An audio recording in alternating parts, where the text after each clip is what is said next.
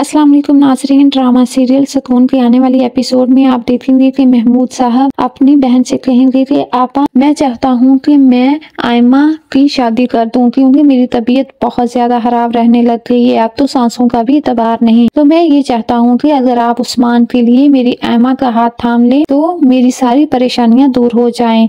वैसे भी ऐना ने जो कुल खिलाया है उसके बाद तो मुझे नहीं लगता किसी अच्छे घर का रिश्ता आयमा के लिए आएगा। एक बेटी ने तो मुझे बदनाम कर दिया है, मैं नहीं चाहता कि अब दूसरी बेटी भी उसके नक्शे कदम पर चले। उस्मान तो पहले ही यही चाहता था कि आयमा के साथ उसकी शादी हो जाए और मामू की सारी जायदाद का वारिस मैं बन जाऊं, क्योंकि ऐना से तो उन्होंने अपने सारे ताल्लुकात खत्म कर लिए हैं। तो वो शर्त रख देगा कि अगर मामू अपना घर मेरे नाम करवाते हैं तो मैं ये रिश्ता करने को तैयार हूँ। उस्मान के मामू फौरन उसकी ये शर्त मान जाएंगे और अपना घर उसके नाम करवा देंगे। दूसरी तरफ जब आयमा को ये पता चलता है कि उसकी शादी उस्मान से तय हो गई है तो वो बहुत ज्यादा परेशान होती है। उसको पता है कि उस्मान एक घटिया इंसान है, वो उसको तकलीफ और देने की और उसको ताने मारने का कोई मौका भी हाथ से नहीं जाने देगा। उसको इस चीज का अंदाजा ही नहीं था कि बहन के साथ भलाई करते करते वो खुद इस दलदल में फंस जाएगी और उस्मान जैसा घटिया इंसान उसके नसीब में आ जाएगा। उसका बाप उसकी एक बात नहीं सुनेगा और अपनी बीवी को भी समझा देगा कि अगर तुम्हारी बेटी